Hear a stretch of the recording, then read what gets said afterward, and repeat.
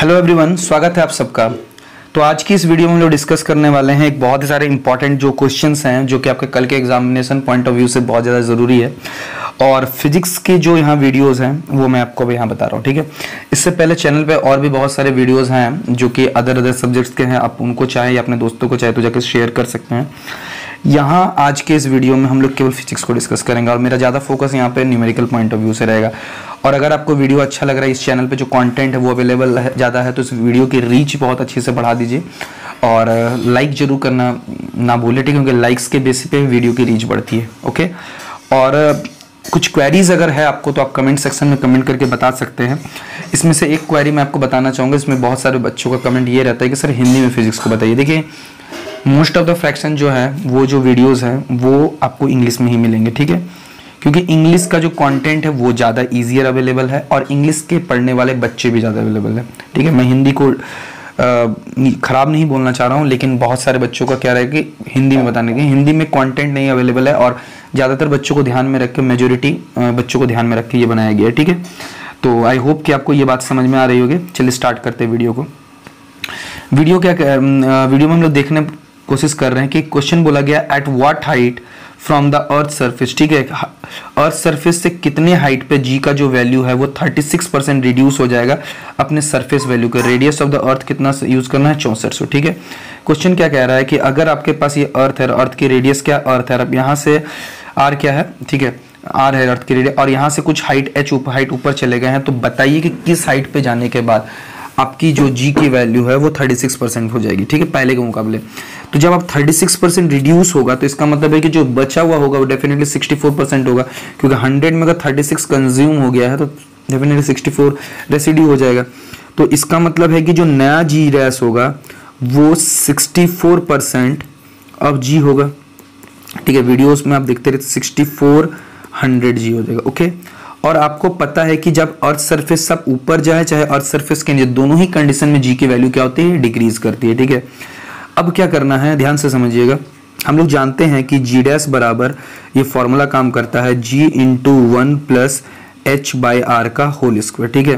और according to the question जो जी है वो 64/100 इंटू जी है, तो यहाँ पे 64 g by 100 equal to g by 1 plus H by r का होल स्क्वायर। यहाँ से जी और जी कैंसिल आउट हो जाएगा, तो अल्टीमेटली आपका 1 प्लस एच बाई आर का जो होल स्क्वायर हो जाएगा वो आपका 100/64 होगा। स्क्वायर अगर हटाते हैं तो 1 plus H by R is equal to 10/8 हो जाएगा, ओके। यानी 1 प्लस एच बाई आर, यानी आप देख सकते हैं 1 plus H by R is equal to आपका आ जाएगा 10/8। तो h by R is equal to 10/8 minus 1, यानी आपका 2/8 आएगा। 2/8 को काटेंगे तो 1/4 आएगा।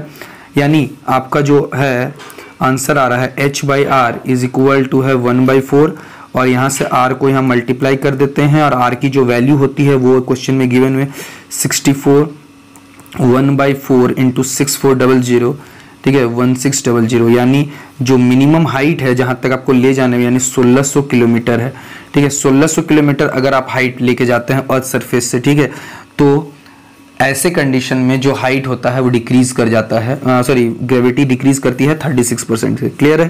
तो आई होप कि आपको ये क्वेश्चन अच्छे से समझ में आया है। आप मुझे कमेंट सेक्शन में 2 क्वेश्चन का जवाब देके दिखाइए। देखते हैं कितने सारे बच्चे वाकई रूप से फिजिक्स की तैयारी सिंसियरली कर रहे हैं, कितने डेप्थ में नीचे जाएंगे कि जी की वैल्यू फिर से 36% डिक्रीज कर जाएगी। ये मुझे आंसर आप कमेंट सेक्शन में दीजिएगा। दूसरा आंसर आप मुझे दीजिएगा कि आप लोगों ने ये भी पढ़ा है कि जी डैश का वैल्यू जो हाइट में डिक्रीज करता है 1 - 2h बाई आर होता है। ये फॉर्मूला मैंने यहाँ क्यों नहीं लगाया, ठीक है। ऐसा मत सोचे कि मुझे आ नहीं रहा है, बट यहाँ पर हमने इस फॉर्मूला को यूज़ नहीं किया। क्यों यूज़ नहीं किया, मैंने सीधा जो बेसिक फॉर्मूला उस पर काम किया, ठीक है। ये थोड़ा सा डिफरेंस आपको आना चाहिए, और नहीं आता है तो आप कमेंट सेक्शन में बताइए, मैं आपको उसको आंसर, अगर आपका क्वेश्चन अप्रोप्रिएट होगा तो मैं आपको जरूर आंसर करूँगा, ठीक है। चलिए बढ़ते हैं अपने अगले क्वेश्चन की। और क्वेश्चन क्या कह रहा है, ध्यान से समझिएगा। A string of mass 2.5 kg, की स्ट्रिंग है जिसकी मास 2.5 kg is under a tension of 200 Newton. एक स्ट्रिंग है जिसकी मास 2.5 है, उसको 200 न्यूटन के टेंशन पे रखा गया है। The length of the stretch में जो रस्सी तनी हुई है उसका लेंथ कितना है, 20 मीटर है। If the transverse jerk is struck at one end of the string, how long does the disturbance take to reach the other. तो आपने एक स्ट्रिंग में एक साइड पे झटका मारा तो उस स्ट्रिंग को वहां जाने में, एक कोने से दूसरे कोने तक जाने में कितनी समय, यानी 20 मीटर की रस्सी में एक एंड से दूसरे एंड तक जाने में कितना टाइम लगे, ये हम बताना। तो सबसे पहला जो गिवन डेटा है उसके अनुसार हम पर मास गिवन है, टेंशन गिवन है और लेंथ गिवन है, ठीक है। और आपको सबसे पहला निकालना है मास पर यूनिट लेंथ, जिसको हम लोग म्यू से डिनोट कर रहे हैं। तो म्यू इज इक्वल टू होगा मास पर यूनिट लेंथ यानी m/l, और मास जो है वो 2.5/20। इसको जब सॉल्व कर रहे हैं तो 0.215 kg, ठीक है, kg पर किलोग्राम पर मीटर, ठीक है।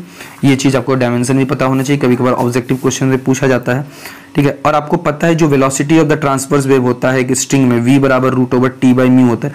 t की वैल्यू 200, इसकी वैल्यू इतनी। जब इसको आप सॉल्व करें तो √100 1600 जो कि 40 का रूट है, ठीक है, 40 का स्क्वायर होता है, ओके। तो इसका मतलब जो ट्रांसवर्स वेव है उसकी वेलोसिटी कितना है, इतना है, ओके। तो अब बताइए रस्सी कितनी की थी, 20 मीटर को, वेव की वेलोसिटी पता है तो टाइम कितना होगा, टाइम बराबर डिस्टेंस यानी l/b 20/40 यानी 0.5 सेकेंड, ओके।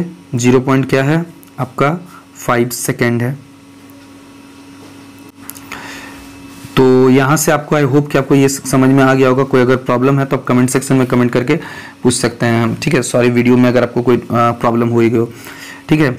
अगला बढ़ते हैं अगला क्वेश्चन की ओर। यहाँ पर क्या बोलना चाह रहा है, मैं आपको क्वेश्चन समझा दे रहा हूँ कि एक सैटेलाइट है, in satellite of Jupiter has an orbital period of 1.769 days and orbit radius है 4.22। Prove that the mass of the Jupiter is about 1/1000 times the mass of the sun. तो आपको बताना है कि जो जुपिटर का मास है वो सन के मास के कितना है, 1/1000 है, 1 यानी 1/1000 का टुकड़ा है, ठीक है। और जुपिटर में, ठीक है, जुपिटर को सन के चारों चक्कर लगाने में 1.769, ठीक है। अच्छा, उसकी ऑर्बिटल पीरियड दी हुई, ठीक है, 1.769 डेज है, और उसका जो ऑर्बिट का रेडियस है वो है 4.22, ठीक है, 4.22। यहाँ पे ऐसा कुछ नहीं लिखा हुआ कि क्या यूनिट्स होना चाहिए, ओके। तो देखिए इसमें यहाँ पे जो क्वेश्चन डेटा है मैं उन्हीं को यूज करके आपको बता रहा हूँ कि सर्कुलर मोशन में आपने पढ़ा है कि mv² बराबर g/m/r, ठीक है।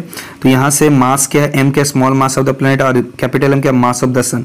यहाँ से जब हम लोग मास ऑफ द, यहाँ से m और m कैंसिल हो गए, यहाँ पे जब मास ऑफ द सन निकालने की कोशिश, यानी v²r/g, जहाँ पे g की वैल्यू तो आप जानते हैं, लेकिन आप वेलोसिटी और यहाँ पर रेडियस नहीं, रेडियस में डिस्टेंस भी आप जानते हैं 4.22 है, आपको प्रॉब्लम है वेलोसिटी। तो वेलोसिटी में आपको पता है वेलोसिटी बराबर होता है 2πr/t। तो जब वेलोसिटी का वैल्यू यहाँ पे पुट करेंगे 2πr/t, तो आप देख सकते हैं आराम से ये अरेंज होकर 4π²r³/gt², ठीक है। यानी for it mass of the mass जो होता है वो 4π²r1/gt², ओके। अब एक चीज है देखना, similarly for the orbital motion of the earth, ये तो हो गया कि किस जुपिटर के लिए हमने बताया, इसलिए यहाँ पे सफिक्स में जे लगा दिया। अगर मान के चलिए कि यही अर्थ के लिए रहता, ठीक है, अराउंड द सन, तो 4π²r2/gt² लेते हैं, क्लियर है। अब इन दोनों को डिवाइड कर देते तो mj/ms करते, ठीक है, mj/ms करते तो r1²/r2² आ जाता है, क्योंकि यहाँ टाइम के इनवर्सली प्रोपोर्शनल है। अकॉर्डिंग टू द क्वेश्चन जो आपका ऑर्बिटल रेडियस है वो है r1 4.22, कितना दिया हुआ है 4.22। यहाँ पर कोई डेटा नहीं है, यहाँ पर क्वेश्चन थोड़ा मिसप्रिंटेड है, 4.22 × 10⁸ मीटर है, ओके। जो r2 है जब नहीं अर्थ के लिए होता है वो 1 एस्ट्रोनॉमिकल यूनिट यानी 1.496 × 10⁻11, टाइम पीरियड 1.769 डेज है। तो दूसरा है कि यहाँ पे आपको जो अर्थ का होता है वो 365 दिन और कुछ 25.25 डेज यानी 6 घंटे के आसपास उसको मान के चल रहे हैं। तो जब हम सारी वैल्यूज़ को यहाँ पे रखते हैं तो यहाँ पे कंपेयर करने के बाद इसको सॉल्व कर रहे हैं तो आपको क्या पता चल रहा है कि 1/1000 mass of the Jupiter is 1/1000 the mass of the sun, ठीक है। तो आई होप कि आपको ये क्वेश्चन अच्छे से समझ में आ गया होगा। कोई अगर डाउट है तो कमेंट सेक्शन में कमेंट करके पूछ सकते हैं। अगला जो क्वेश्चन है वो है वेव से related. Transverse harmonic wave on a string is describe by 3 sin 36t + 0.10018x + π/4, ठीक है। आपको बताना है एम्पलीट्यूड, फ्रीक्वेंसी, इनिशियल फेज। तो देखिए सिंपल है, आपको जो वेव के स्टैंडर्ड इक्वेशन को ओबे करते हैं y = a sin ωt, ये क्या होता है एक तरह का स्टेशनरी वेव, ठीक है। तो जब लेकिन यहाँ पर फेज भी टाइम के साथ चेंज हो रहा है, ओके, एक्स का पोजीशन के साथ चेंज हो रहा है, तो एक तरह का ट्रैवलिंग वेव, ट्रांसवर्स वेव है जो कि एक स्ट्रिंग में ट्रैवल कर रहा है। तो जब हम कंपेयर करते हैं y is equal to a sine से, तो a यानी एम्पलीट्यूड कितना है 3 सेंटीमीटर में लिखा गया, बट यहाँ पर ऐसे अकॉर्डिंग टू द क्वेश्चन कोई डायमेंशन मेंशन नहीं है, तो आप यहाँ पे 3 मीटर भी लिख सकते हैं, इसमें कोई दिक्कत नहीं वाली बात है। फ्रीक्वेंसी क्या होगा, ठीक है, देखिए फ्रीक्वेंसी क्या है, यहाँ पर जब आपको पता है ओमेगा का वैल्यू 36 दिया हुआ है, तो आपको पता है 2 पाई एफ होता है, तो एफ बराबर ओमेगा बाई 2 पाई। ओमेगा की जो वैल्यू है वो है 36 बाई 2 पाई यानी 2.3, जब उसको सॉल्व कर रहे हैं तो 5.7 हर्ट्ज आता है। कितना आ जाता है 5.7 हर्ट्ज के आसपास, ठीक है। और इनिशियल फेज तो आपको दिखाई दे रहा है कि यहाँ पर इस ये वाला जो टर्म है वही फेज बता रहे हैं, यानी π/4। क्लियर है। चलिए एक क्वेश्चन और बढ़ते हैं, ठीक है, और देख लेते कितने क्वेश्चन हैं, ठीक है। एक लास्ट क्वेश्चन है जो कि वेब से ही अगेन है, सिंपल हार्मोनिक ऑसिलेटर से कह रहा है कि simple harmonic oscillator represented by y is equal to 0.40 sine omega t plus phi. तो यहाँ पर एक चीज़ है y मीटर में दिया हुआ, देखिए ये क्वेश्चन में बेटरली मेंशन है, y मीटर में दिया हुआ है, t जो है वो सेकंड में है, तो उसमें बोला amplitude, angular frequency, frequency of oscillation, time period और इनिशियल फेज। तो आप देख सकते हैं कि यहाँ पर जो एम्पलीट्यूड है, अगर y इज इक्वल, अगर हम इस इक्वेशन में कंपेयर करते हैं y is equal to a sine omega t plus phi के साथ, ठीक है, तो यहाँ से a बराबर आपको दिखाई दे रहा है 0.40, ठीक है, 0.40 क्या मीटर में आ जाएगा, ओके। साइन ओमेगा टी में जब आप कंपेयर करते हैं तो ओमेगा की वैल्यू आ जाती है 0.61, कितना आ जाती है 0.61। आपको पहला एम्पलीट्यूड तो निकल गया, दूसरा एंगुलर फ्रीक्वेंसी यही हो गया, दूसरा फ्रीक्वेंसी पूछा था तो कुछ नहीं करना है, 2 पाई एफ बराबर 0.61, तो फ्रीक्वेंसी हो गया 0.61 बाई 2 पाई। पाई की वैल्यू आप जानते हैं, जब सब सॉल्व कर रहे हैं तो आपका आंसर जो है देख सकते हैं यहाँ पे क्वेश्चन आंसर बनाया हुआ है 70 हर्ट्ज आ जाता है, ठीक है। अगला कितना है फ्रीक्वेंसी ऑफ ऑसिलेशन, ओके। तो जब आपको पता है आपको टाइम पीरियड, ठीक है, ध्यान से देखिएगा, यहाँ से आपको टाइम पीरियड निकाल सकते हैं। जैसे आपको देखिए फ्रीक्वेंसी पता चल गया तो टाइम पीरियड कितना होता है, आपको जब फ्रीक्वेंसी पता है तो आप टाइम पीरियड आसानी से निकाल सकते हैं, क्योंकि time period is equal to 1/f, तो 1/70 दैट इज 0.0143 सेकेंड हो जाएगी, टाइम पीरियड आ जाएगा। और इनिशियल फेज तो जो आपका दिया हुआ है 0.61, इसी को फेज कहते हैं, याद रखिएगा। इससे जस्ट मिनट, इसको आप फेज कह रहे हैं, 0.61 वाले को फेज कहते हैं, ठीक है। तो फेज जो है वो 0.61 रेडियन, ओके। आई होप कि आपको ये वीडियो पसंद आया होगा, ज़्यादा से ज़्यादा लोगों को शेयर करें और थैंक यू।